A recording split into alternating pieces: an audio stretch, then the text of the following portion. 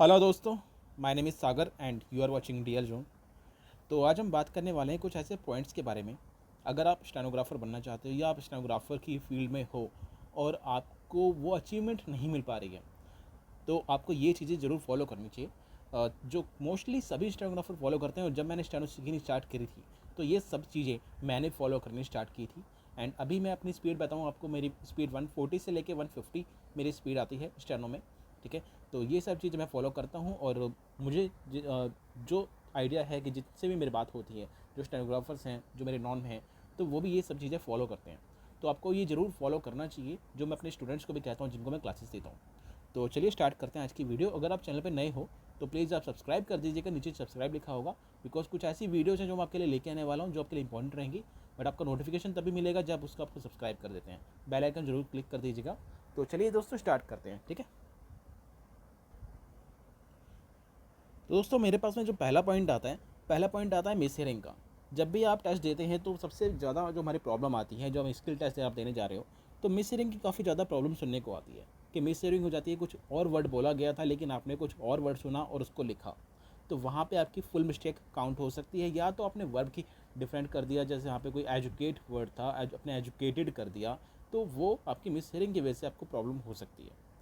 अब ये प्रॉब्लम को दूर करने के लिए क्या सॉल्यूशन जो मैं फॉलो करता था, ठीक है, जो आज तक सभी स्टूडेंट्स करते हैं जो मेरे नॉन में हैं, तो हमें क्या करना चाहिए, जो मैं उनको सलाह देता हूँ उस चीज़ के लिए, आपको डेली बेसिस पे 10 ऐसी डिक्टेशंस लेनी है यूट्यूब से। ठीक है, रैंडमली कोई सा भी आप चैनल प्ले कीजिए। ठीक है, कोई भी अपनी 10 डिक्टेशन आप अलग अलग चैनल की होनी चाहिए। ठीक है, एक ही चैनल से नहीं, क्योंकि आप को उनकी पता रहेगा कि उनके बोलने का तरीका क्या है। आपको अलग अलग वॉइस में चाहिए, अलग अलग प्रोनाउंसिएशन में चाहिए।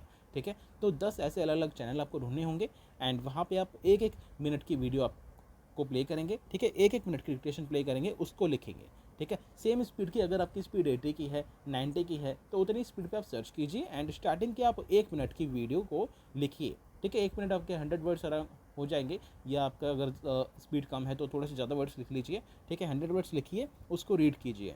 ठीक है, 10 आपको 10 डिक्टेशन ऐसी करनी होंगी डेली बेसिस पे। मॉर्निंग में 5 कर लीजिए, इवनिंग में 5 कर लीजिए, ईजिली हो जाएंगी, ज़्यादा टाइम इसमें लगेगा नहीं। आपको बस रीड करना है, टाइप नहीं करना। ठीक है, लिखा, 1 मिनट का रीड किया, अलग अलग डिक्टेशन। ठीक है, अलग अलग पर्सन की वॉइस में ये चीज़ करेंगे तो आपकी यहाँ पे स्पीड बढ़ेगी काफ़ी ज़्यादा और मिस हेयरिंग की प्रॉब्लम यहाँ पे बहुत ज़्यादा कम होएगी, ये मैं गारंटी से कह सकता हूँ। चलिए अगली प्रॉब्लम जो हमारे पास में आती है वो आती है स्पेलिंग एरर की। अब देखिए, आप कई बार ना वर्ड लिख तो लेते हो, न्यू वर्ड आ गया आपने लिख लिया, कुछ ऐसे वर्ड्स हैं जो हम कई बार आते हैं हमारी डिस्कशन में लेकिन हम उनकी स्पेलिंग रॉन्ग कर देते हैं। तो आपको उसके लिए क्या करना होगा, देखिए आप ना क्या कर सकते हैं इसके लिए।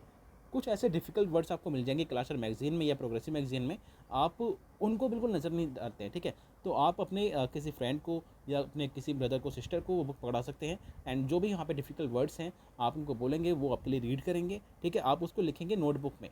ठीक है, नोटबुक में आपने लिखा स्टेनो में, एंड स्टेनो में लिखने के बाद में आपने क्या किया, उसको उसके सामने आपने इंग्लिश में लिखनी है उसकी स्पेलिंग्स। ठीक है, ऐसे आपको डेली बेसिस पे 20 से 40 वर्ड्स आपको करने हैं। ठीक है, 20 से 40 वर्ड्स ऐसे जो डिक्टेशंस में आते हैं। प्रोग्रेसिव मैगजीन ले सकते हो या कोई भी मैगजीन ले सकते हो जहाँ पे डिफिकल्ट वर्ड आपको मिल जाते हैं, वो आप अपने फ्रेंड्स या अपने कज़न से किसी से बुलवा सकते हैं, रीड करा सकते हैं, उसको लिखेंगे। एंड लिखने के बाद उसके सामने उसकी इंग्लिश में स्पेलिंग से लिखेंगे, उसके बाद आप चेक करेंगे। ठीक है, इससे जब आप गो थ्रू हो जाएंगे ना, आपकी वो मिस्टेक्स कम हो जाएगी। ठीक है, मिस्टेक्स आने आपकी कम हो जाएगी। तो डेली बेसिस पे यहाँ पे आपकी ये प्रॉब्लम कम आएगी। तो आगे देखते हैं हमारे पास में क्या और सॉल्यूशन हो सकता है। ठीक है, तो नेक्स्ट हमारे पास में जो आता है, यहाँ पे डेली बेसिस पे यहाँ पे 20 से 40 वर्ड्स करने हैं। अब नेक्स्ट लाइन हमारे पास में आएगी, हमारे पास जो नई एरर आ सकती है वो देखते हैं। तो वैसे नेक्स्ट हमारे पास में जो रूल आता है वो आता है स्टेनो की आउटलाइंस का डाउट। अब कभी भी आप जब भी आप स्टेनो लिखते हैं, ठीक है, मैं मानता हूँ कि आपकी स्पीड अगर 80 की है, 100 की है, तो कई बार क्या होता है, आप वर्ड बना तो लेते हो लेकिन बाद में आप उसको रीड करने में आपको इश्यू होता है।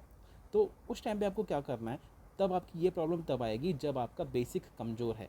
तो सबसे पहली बात, जब आप बेसिक करना स्टार्ट करते हो, अपने बेसिक के रूल्स को इतनी अच्छे से रीड करो, दिमाग में बिठा लो, ताकि आपकी आगे आने वाली प्रॉब्लम्स ना हो। क्योंकि अगर आपका बेसिक अगर स्ट्रांग होगा ना, तो आपकी जो एडवांस में या जो आप मैगजीन में पहुंचोगे, तब आप इजीली उसको लिख पाओगे, तब आपकी स्पीड काफ़ी जल्दी बढ़ेगी। अगर आपने बेसिक क्लियर नहीं किया तो आपकी स्पीड बढ़ने में बहुत ज़्यादा टाइम लग सकता है। ठीक है, जैसे मैं बात करूँ, अगर आपसे आर अपवर्ड जाएगा या डाउनवर्ड जाएगा, एस का सर्कल किस टाइम बनेगा किस टाइम नहीं बनेगा, ये सारी छोटी छोटी चीज़ें आपको पता होनी चाहिए। तो उसके लिए आपको क्या करना चाहिए, अगर आप मैगज़ीन पे ही पहुंच चुके हो, देखिए अगर आप स्टार्टिंग में हो, बिगिनर हो, तब तो आपको मैगज़ीन का जो आपकी बुक है बेसिक की, आपको एक एक चैप्टर अच्छे से याद रखना है। ठीक है, जो भी आपके छोटे से छोटे रूल हैं आपको डेली बेसिस पे उसको अच्छे से देखना है एंड समझ के करना है कि क्यों ऐसा अप्लाई हो रहा है।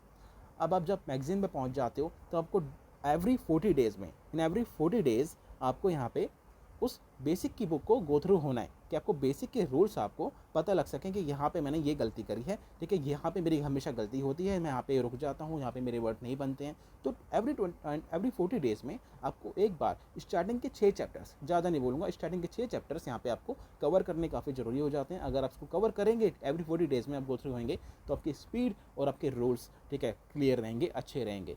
ठीक है, आपकी स्पीड और एग्ज़ाम को क्रैक करने में काफ़ी हेल्प मिलेगी।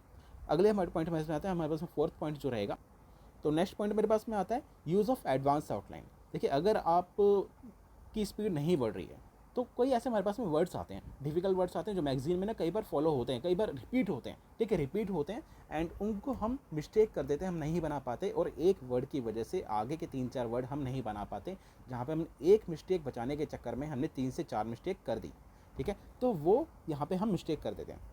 अब उसको हमें कैसे कवर करना है, आपको पता है ये वर्ड अगर आएगा, जैसे कंट्रीब्यूशन वर्ड, हम हमेशा यहाँ पे इस वर्ड में गलती करेंगे, मेरे से नहीं बनता वर्ड। ठीक है, आपने सोच लिया मेरे से नहीं बनता एंड आप उस वर्ड को छोड़ दोगे, या तो उस वर्ड की वजह से आगे की आप मिस्टेक कर दोगे, कई वर्ड्स ऐसे आप मिस्टेक कर दोगे। ठीक है, तो उसको करने के लिए आपको क्या करना होगा, ऐसे वर्ड्स जहाँ पे आप अटक जाते हो उसकी लिस्ट बनाओ, उस वर्ड को और शॉर्ट कर दो, जो उसका जो एग्जैक्टली वो वर्ड बनता है, लेंथी बनता है। अपनी कुछ ऐसी आउटलाइन बनाओ जो ईजिली बन पाए, आप समझ पाओ उस आउटलाइन को।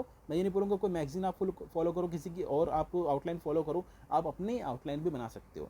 ठीक है, अगर आपको बनाने में दिक्कत आती है तो आप मुझसे पूछ सकते हो। ठीक है, तो मैं आपकी उसमें हेल्प करूँगा।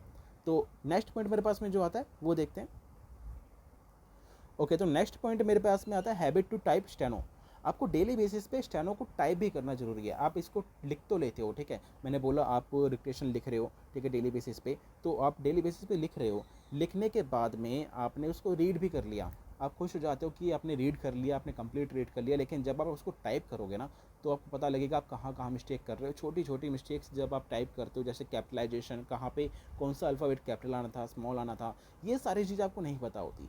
जब आप उसको टाइप करोगे आपको पता लगेगा आपकी कितनी एक्यूरेसी आ रही है, एग्जैक्टली कितने वर्ड आपके छूट रहे हैं। तो रीड करते रहे हम छोटी छोटी मिस्टेक्स ना भूल जाते हैं कि हाँ ठीक है, हमने एज एम आर छोड़ दिया, तो वहाँ पे वो हम मिस्टेक छोड़ देते हैं, उसकी मिस्टेक वहाँ पे काउंट हो जाती है। डेली बेसिस पे अगर आप, मैं बोलता हूँ कि अगर आप डेली बेसिस पे 2 से 3 डिक्टेशन ले रहे हो, कम से कम एक डिक्टेशन आपको टाइप करनी बहुत ज़रूरी है।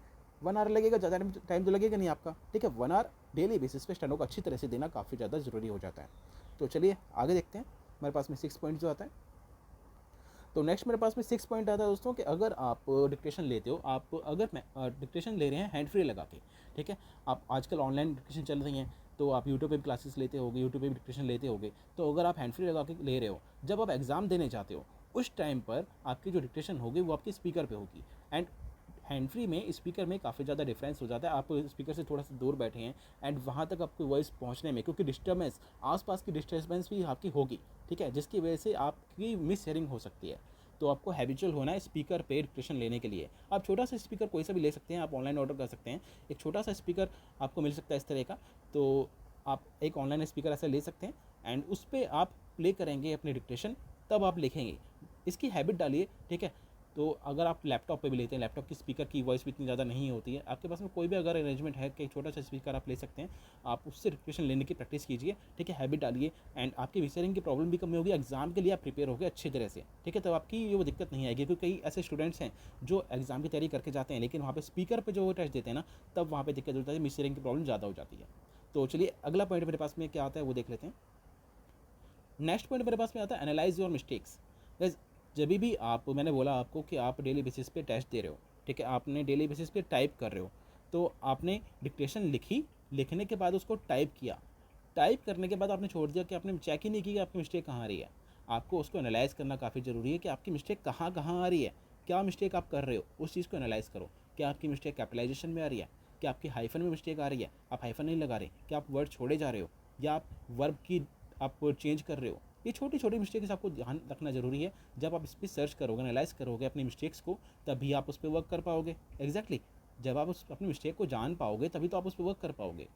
तो आपको डेली बेसिस पे नहीं बोलूँगा, आप एवरी 3 डेज़ में आप कर सकते हो। 3 डेज़ में आप एक बार देखिए, जो भी आप टाइप कर रहे हो उसको मैच कीजिए, छोटी छोटी मिस्टेक्स आप चेक कीजिए, ठीक है। ऑनलाइन कैसी कैसी टेस्ट सीरीज आती हैं जहाँ पे आप ऑनलाइन टेस्ट दे सकते हो, जैसे कि हमारी वेबसाइट पे भी है dlzone.in पे, आप ऑनलाइन टेस्ट दे सकते हो। वहाँ पे आपकी एक्यूरेसी एग्जैक्टली मैच होकर आपकी हाइफन जो भी आपकी छोटी छोटी मिस्टेक्स हैं वो आपकी हाईलाइट होकर नज़र आती हैं, एक्यूरेसी के साथ में भी नज़र आती हैं। तो इस टाइप के टेस्ट आप डेली बेसिस पे दे सकते हो, या तो आप वीकली में भी आप दे सकते हो, ठीक है, आपको देना चाहिए।